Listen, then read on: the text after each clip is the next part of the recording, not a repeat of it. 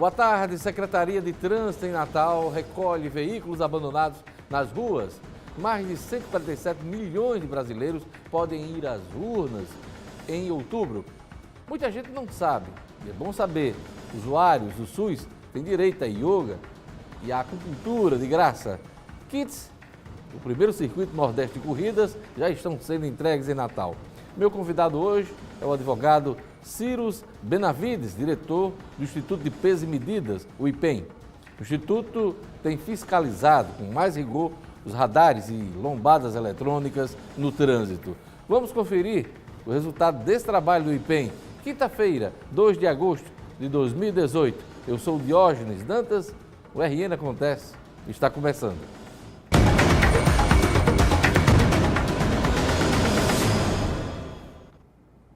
A Secretaria de Trânsito em Natal tem recolhido veículos abandonados nas ruas. A reportagem é de Vanessa Camilo. O recolhimento será executado após denúncias da população. Na prática, a medida começa a valer no início do ano que vem.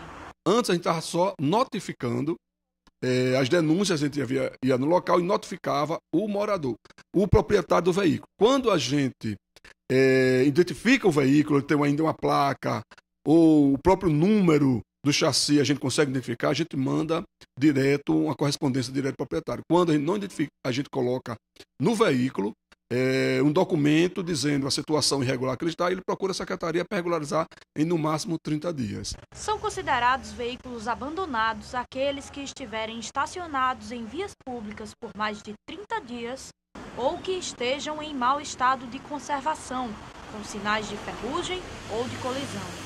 Para saber se a via é municipal, basta acessar o site da STTU e clicar na aba Jurisdição Viária. Os solicitantes, eles vêm aqui na secretaria e diz que o veículo está abandonado, mas o proprietário do veículo tem um contato direto com esse veículo, né? Ele só não está andando. E se ele está nessa situação de possibilidade de se deslocar, se movimentar o veículo, então, e no local que estacionamento não tem proibição, então para a gente nada pode fazer porque o veículo está em situação adequada de deslocamento. Até agora, a Secretaria já recebeu cerca de 50 pedidos de retirada de veículos pela cidade. As denúncias são feitas por telefone, é só ligar no 156. Com a finalização dessa licitação, agora a gente já está aguardando a regulamentação da legislação, a gente está contratando a empresa que ela vai tratar disso, de recolher e guardar, e se possível, a partir de 90 dias ela vai fazer o leilão como determina a lei. O carro cheio de plantas ali da reportagem. Deixa até a rua mais bonita, mas não pode ficar desse jeito não. Ligue 156 e denuncie. Olha, o setor imobiliário comemora as novidades anunciadas pelo governo federal para financiamento da casa própria. O limite subiu para R$1,5 milhão. Marina Machado nos traz mais informações. Karina quer comprar uma casa perto de onde trabalha. Pela flexibilidade, enfim, trânsito. Então, nós estamos procurando imóvel, em média, o valor de R$1,2 milhão a R$1,4 milhão. Para ela, usar o fundo de garantia no financiamento é fundamental para fechar negócio. Atualmente, o teto para comprar um imóvel utilizando o FGTS é de R$950 mil. Mas uma decisão do Conselho Monetário Nacional elevou esse valor para R$1,5 milhão. A decisão também inclui estímulos para os bancos que financiarem imóveis de até R$500 mil. Dos recursos já usados da poupança para crédito imobiliário, as instituições deixam de ser obrigadas a destinar 80% para o sistema financeiro de habitação.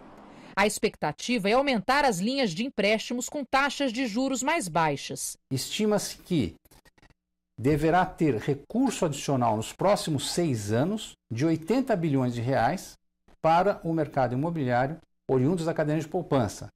Isto sem considerar elevações do volume de poupança no Brasil. O pacote de medidas anunciado pelo governo pretende estimular a construção civil. Há 4 anos, com as atividades em queda, o setor estima criar cerca de 150 mil vagas de emprego. A ampliação do limite de uso do FGTS para financiamentos imobiliários já havia sido adotada entre fevereiro e dezembro do ano passado em São Paulo, Rio de Janeiro, Minas Gerais e Distrito Federal. A partir de janeiro de 2019, a mudança será permanente e válida em todo o país. Mas o impacto da decisão já começa a ser sentido neste semestre. O cliente, ele já vê uma melhora do cenário, então ele já vai mais preparado para fazer o negócio. Isso muda tudo, porque ele vai procurar imóvel, consequentemente ele já vai numa loja de decoração, já vai orçar móveis planejados e isso faz a roda girar. Veja a seguir, mais de 147 milhões de brasileiros podem ir às urnas em outubro. Muita gente não sabe, e é bom saber, usuários do SUS têm direito a yoga e a acupuntura de graça. Kits do primeiro circuito Nordeste de corridas já estão sendo entregues. A corrida é nesse final de semana. O RN acontece e volta em instantes.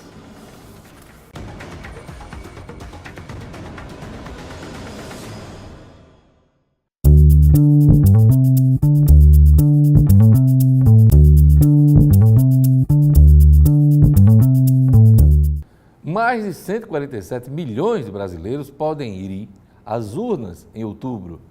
Os dados foram divulgados pela Justiça Eleitoral. Veja na reportagem de Wanda Sampaio.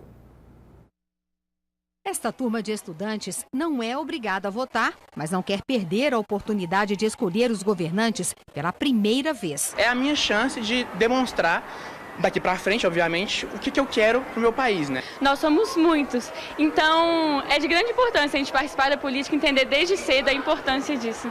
Ao todo, 147 milhões de brasileiros estão aptos a votar no próximo dia 7 de outubro, quando serão escolhidos, além de um novo presidente, 2 senadores por estado, governadores, deputados federais, estaduais e distritais. São quase 4 milhões e meio de novos eleitores em relação a 2014. Entretanto, houve queda de quase 15% no número de jovens de 16 e 17 anos registrados para votar. Nessa faixa etária, o título não é obrigatório. Incentivar o jovem, não somente a justiça eleitoral, mas os pais, as escolas, é um processo pedagógico a inserção do jovem no processo eleitoral. Já o número de eleitores acima de 70 anos, outra parcela da população que não é obrigada a votar, cresceu cerca de 11%, de 11 milhões em 2014 para mais de 12 milhões. As informações são do cadastro eleitoral divulgado hoje pelo TSE. As mulheres continuam sendo a maioria do eleitorado, representam 52,5% do total. Segundo o cadastro, são mais de 77 milhões. A maior parte do eleitorado tem entre 45 e 59 anos e o ensino fundamental incompleto. Quase 60% são solteiros. Com mais de 33 milhões de eleitores, São Paulo tem o maior colégio eleitoral do país, seguido por Minas Gerais e Rio de Janeiro. Já o número de eleitores no exterior aumentou 41%. São cerca de 500 mil brasileiros com residência fora do país cadastrados para votar.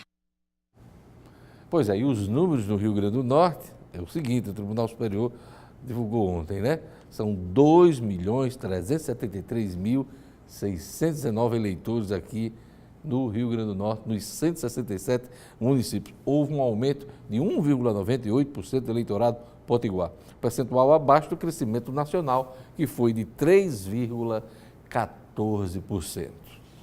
Olha, muita gente não sabe, e é bom saber, usuários do SUS têm direito a yoga e a acupuntura, de graça.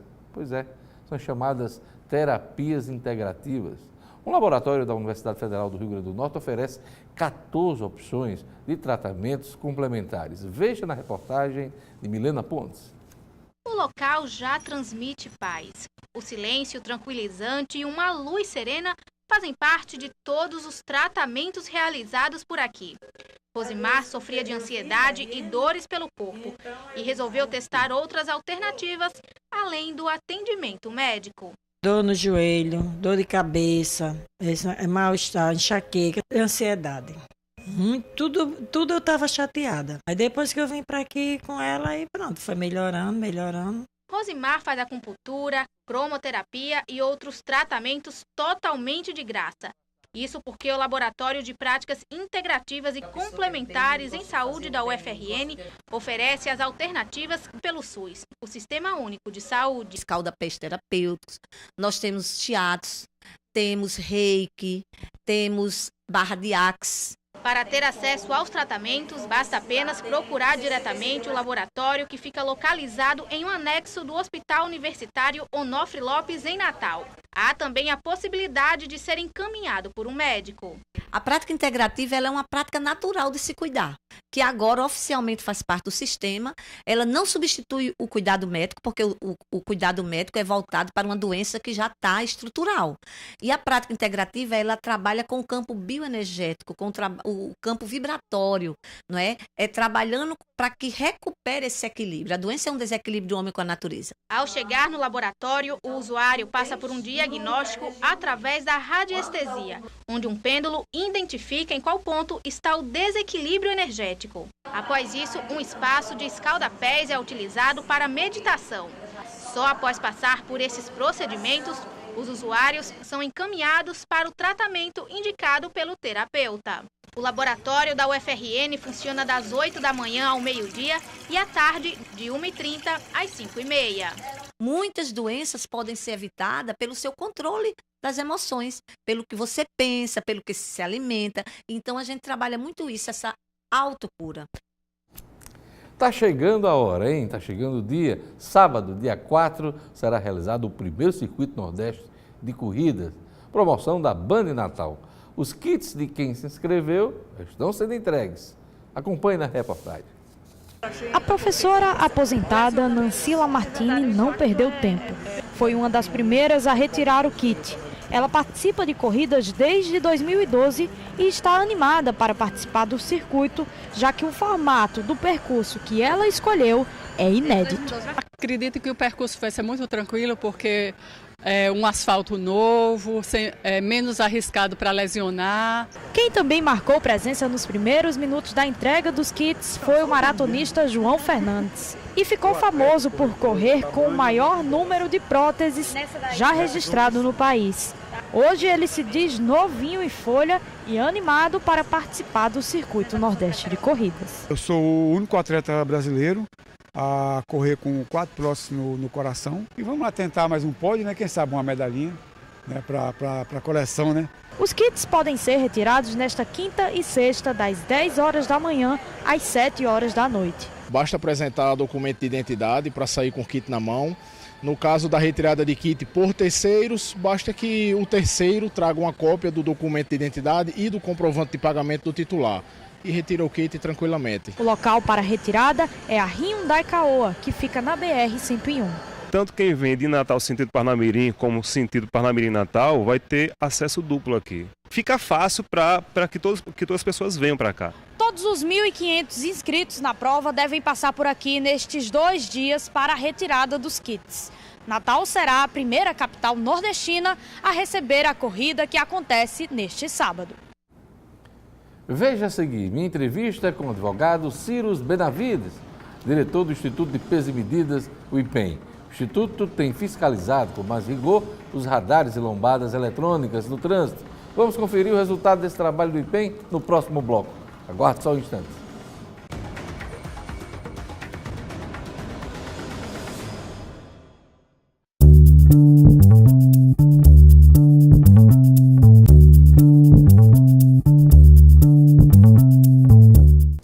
O IPEM, Instituto de Pesos e Medidas, está promovendo uma fiscalização mais rigorosa que agrada todo motorista. A verificação de radares e lombadas eletrônicas. Alguns registros da indústria das multas, né, estão sob suspeição. O diretor do Instituto de Pesos e Medidas, Cyrus Benavides, está aqui com a gente. Boa tarde, doutor Cyrus. Boa tarde, Diógenes. Boa tarde aos telespectadores do RN Acontece. Me diga uma coisa, esse tipo de fiscalização dos radares é inédito aqui no Rio Grande do Norte ou já foi feito? Não que seja inédito, ele é com serviço continuado, não é? Existem fiscais apropriados para só fazer toda semana, durante a madrugada, que é um horário mais tranquilo, essa fiscalização de radar e lombada eletrônica. No entanto, nós conseguimos recentemente, há menos de um mês atrás, trazer do Inmetro alguns equipamentos novos, mais modernos, aonde somou aos equipamentos já existentes. E aí criou-se uma certa polêmica, porque fazia muito tempo que não se constatava uma reprovação de um radar.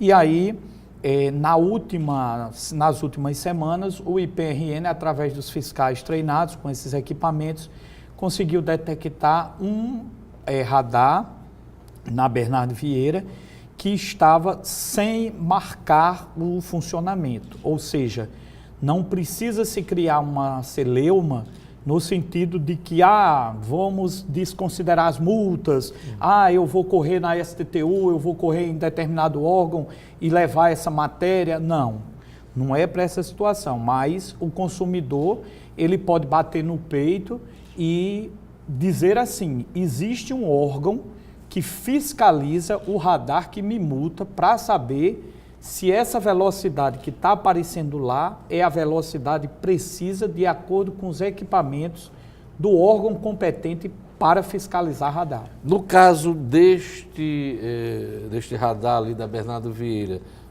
o que foi feito?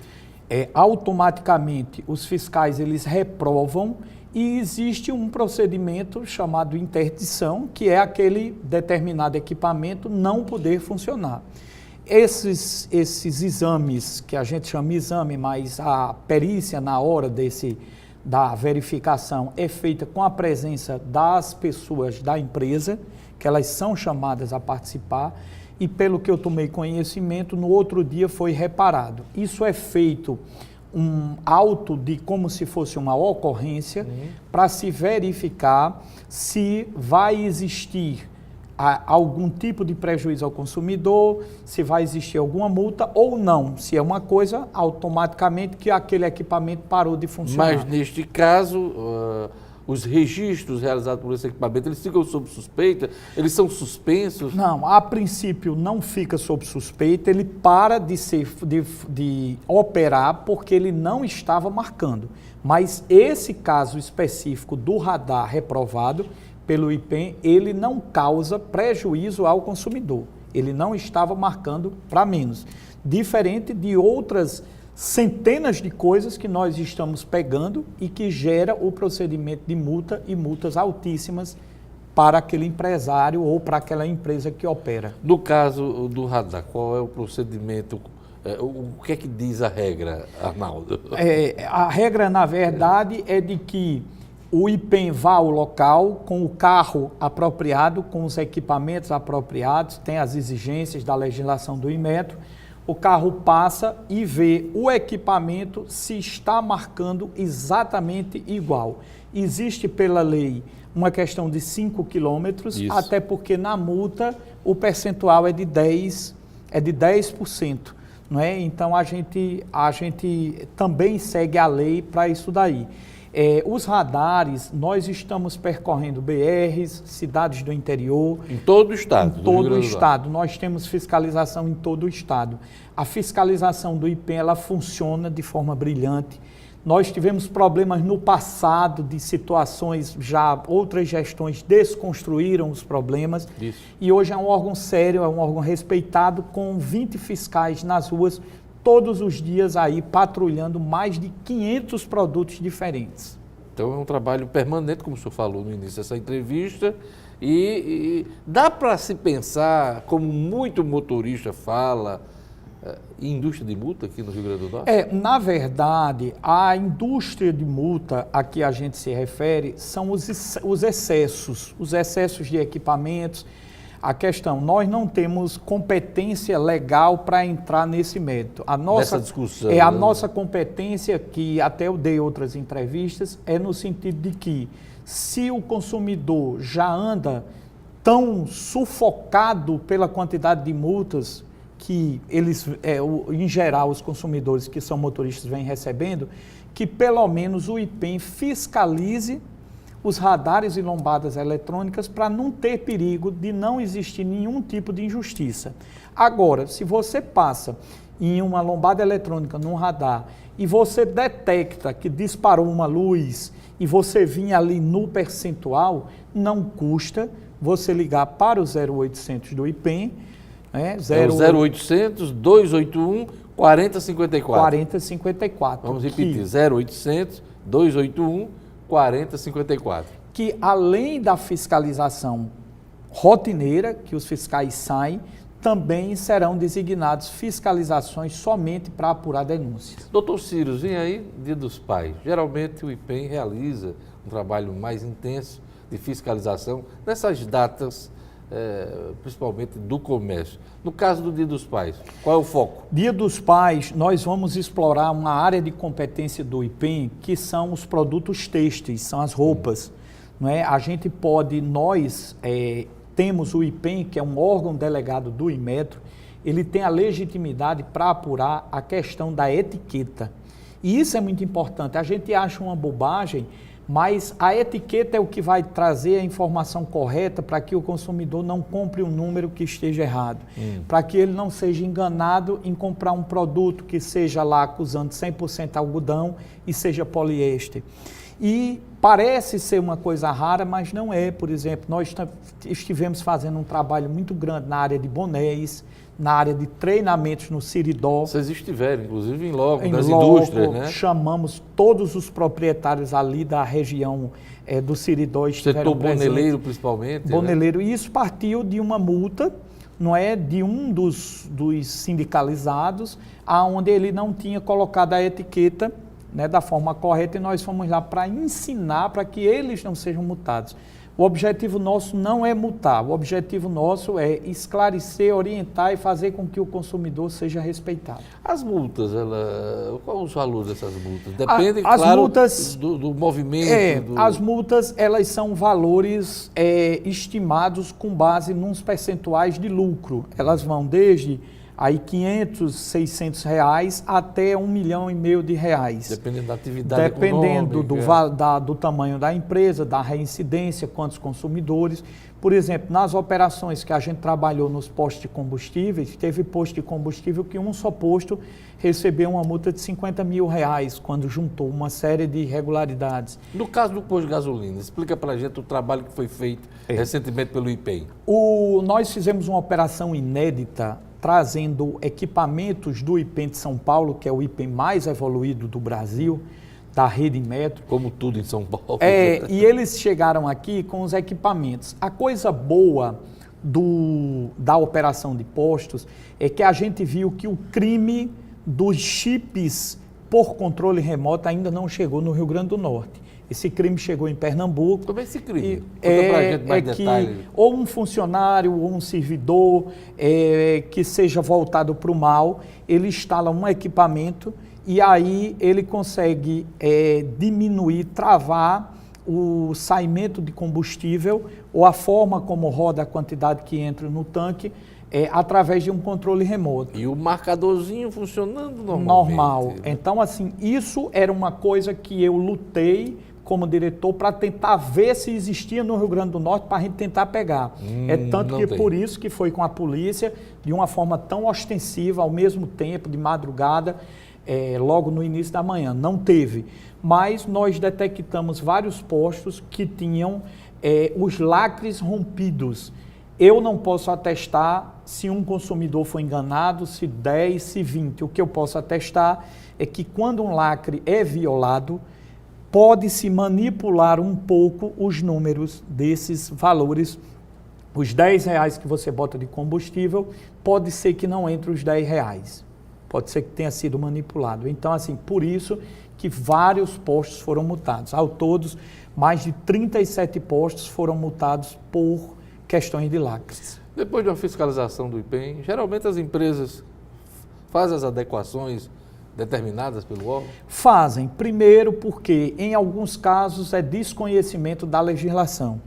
Não é? Nós sabemos que o selo Inmetro é um selo de segurança. Quando você compra um brinquedo numa loja credenciada de mais cuidado, você vai ver lá o símbolo do Inmetro. Você vai saber ali que aquele brinquedo não vai soltar uma peça, que aquele indicativo não tem perigo de errar. A criança que tem 3 anos pode brincar, porque ali está dizendo 3 anos. Vem aí o Dia das Crianças, né? Também. Outubro, aí né? é um trabalho muito, porque, por exemplo, às vezes o brinquedo está todo direitinho e ele está envolto num plástico com grampos.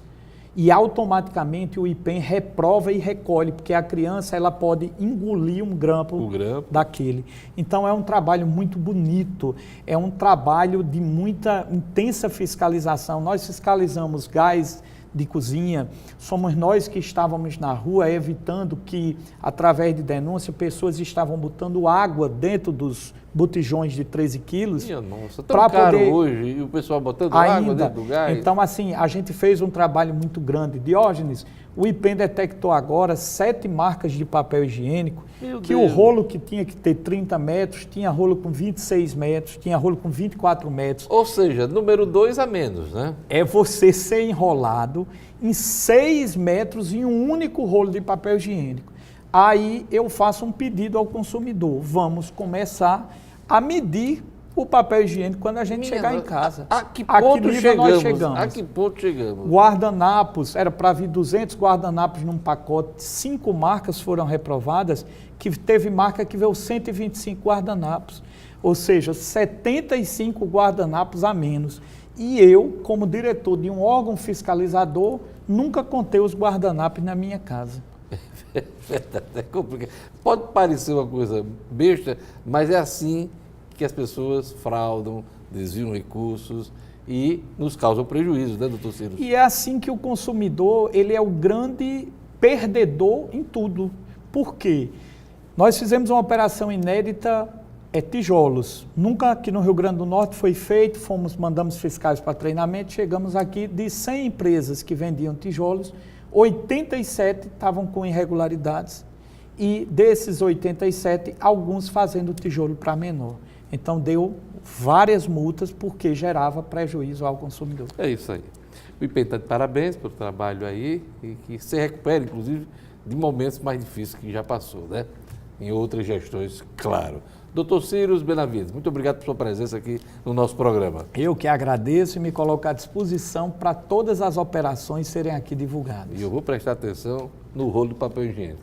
O RN Acontece fica por aqui. Obrigado pela audiência. Siga com a programação da Band Natal. Veja a reprise do nosso programa no portal nominuto.com. O RN Acontece volta amanhã. Até lá.